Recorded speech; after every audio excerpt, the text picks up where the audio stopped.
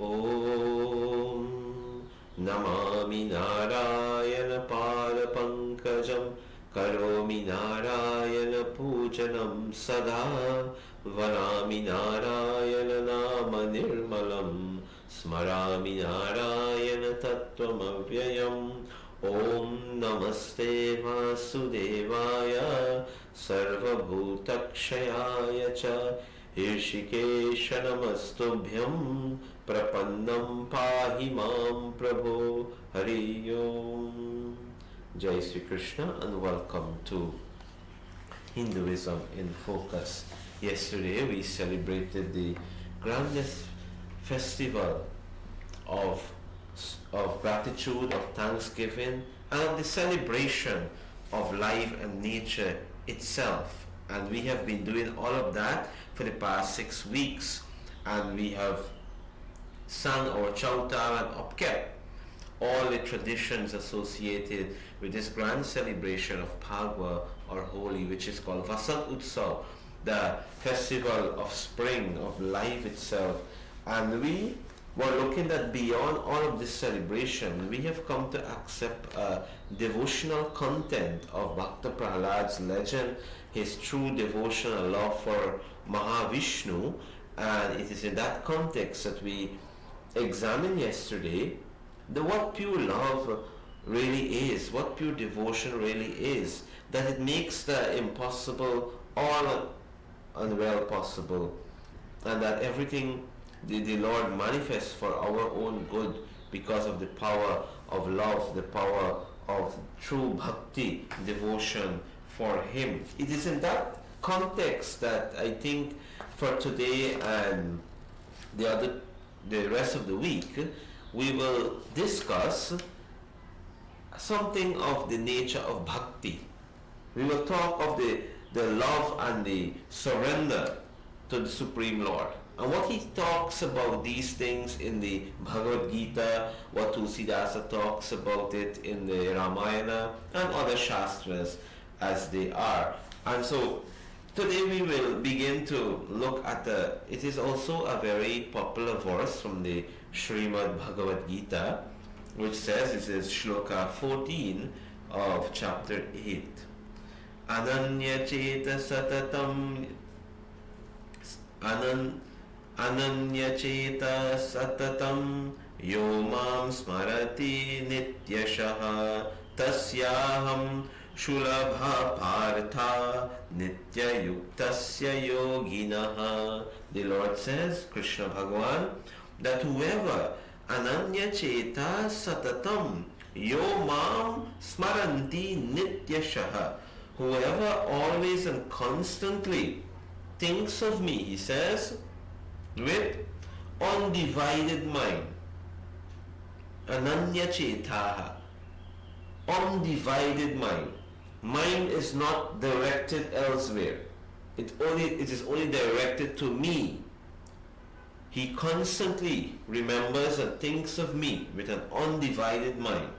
To that, he says, to that yogi devotee, that yogi devotee ever absorbed in me, nitya yuktasya yoginaha, ever imbibed in me, he says, I am tasyaham sulabha partha. O Arjuna, Partha, I am easily attainable. What this particular verse, shloka from the Bhagavad Gita brings to us, it further enhances our subject one of bhakti, but it shows that bhakti is not a overnight process. True unconditional love for the Lord, bhakti marg, the path of devotion to the Lord, is not an overnight attainment that we can wake up this morning and say, look, I am worshipping the Lord, I am serving the Lord, I am taking His path of bhakti, so by tomorrow I attain to Him. No, it goes on. It's a process, life after life. At each life, wherever death comes, you pick up your bhakti from that point thereafter in the next life.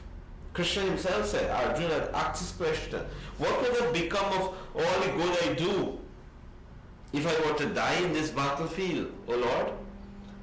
Krishna says that wherever you left off, my devotee picks it up in the next life. And like this. And this is the reason.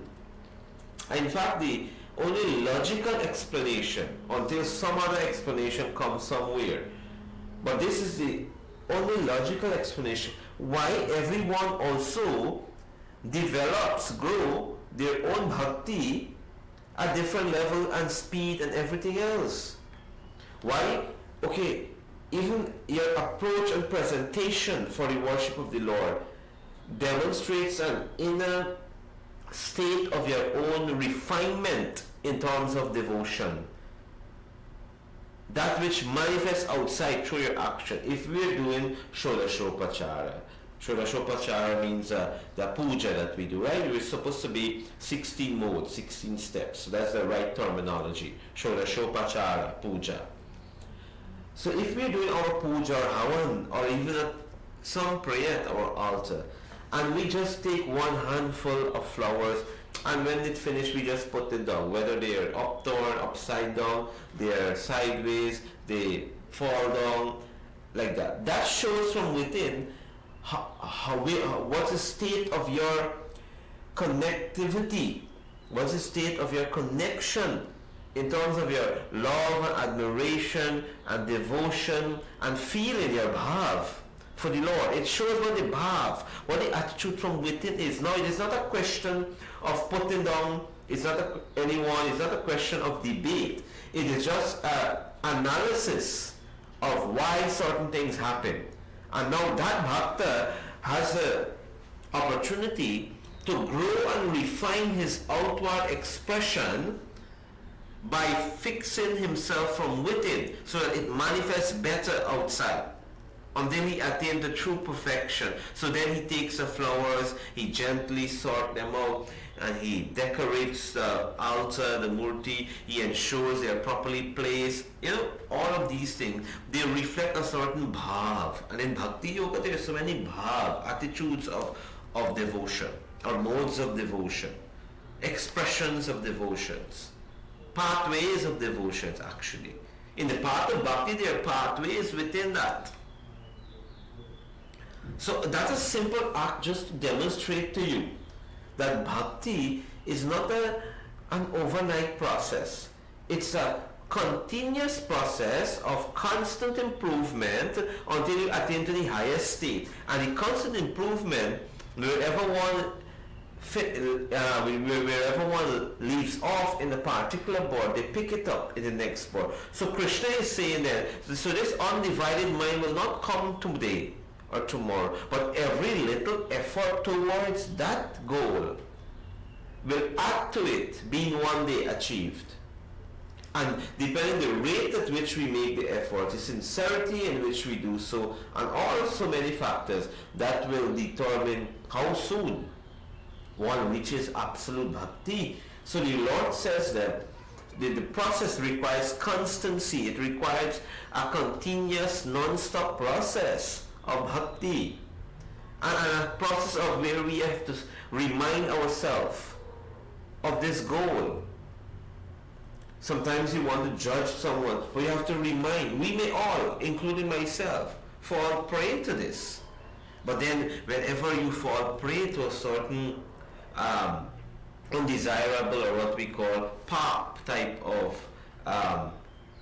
action at a certain time or thought, you have to remind yourself that this is not right, that this is the manifestation of that person's karma, you know, the consequence, and the Lord is there too, and then you can have to pull back or adjust your action or even your thought of it like this. So bhakti is meant to also to purify, to refine the bhakta. So Krishna is telling us the process. Ananya cheta satatam yo mam smaranti nityashaha. He says, whoever always, this is the process, always remembers me, constantly thinks of me, with undivided, ananya chetaha, no fragmented thought and all of that. Undivided means that. Now, we may ask a question, if it was be undivided, how do I work? How do I do my daily, like if you're a household, how do I go to work? How I take care of my family? How I focus on the road when I'm driving? How I operate in my office? How I do my work, whatever that is? How do I do a surgery if I have to think of the Lord and not paying attention if you're a surgeon like this? How? How do you maneuver in traffic if you have to think? These are but natural questions that will arise. Undivided mind, Anantya Cheta, means that that is the attitude of what I am doing is not for me, it is for the Lord. So I am driving and I am taking my time, I am looking at the traffic. I have a duty in a relative world, in my own experience at that time, to ensure that I do not bring harm to anyone, because everyone also is a manifestation of the Lord's power. If I bring hurt to anyone, it means that I am hurting my own devotion. So that is to what I am doing. If I am driving, if I am working, if I am taking care of my family, if I am doing a surgery on someone's heart, if I am a cardiologist, whatever I am doing, if I am flying an airplane, I am doing this as an instrument in the Lord's hands, and this is His work, not mine. It is not for me. That is the attitude of bhakti. That is what undivided mind means. That it is the collective grand attitude towards how we work, and if we are working in the spirit, that we are carrying on His work. I am the president of my country, and I am carrying on the Lord's work of ensuring fair play, justice, equitable distribution of wealth. But it's not for me. Then I must focus on that and work in that spirit, that bhav, to ensure the people prosper. Sarve bhavantu sukhinaha, sarve santu niramaya, sarve bhadrani pashyantu, ma kaschid dukha bhavave. That I work for the welfare, O Lord, of all. Let all be free from illness and challenges, and let everyone prosper like that, enjoy peace and so. If I'm working that way, that is called undivided mind. The mind is directed to the goal.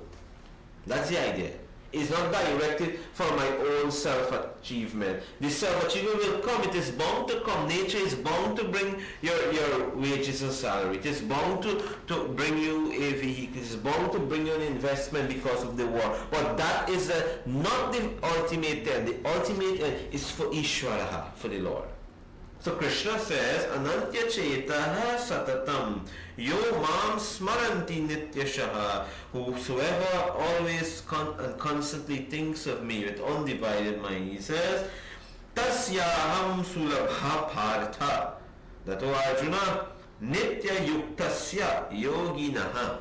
That yogi-like devotee means, and this is where Krishna seals the whole thing of what I just gave a commentary there. The yogi-like devotee. It means the yogi-like devotee means the one who have now absorbed in the spirit of the Lord, which is now I'm working for Him. I'm doing this surgery for Him.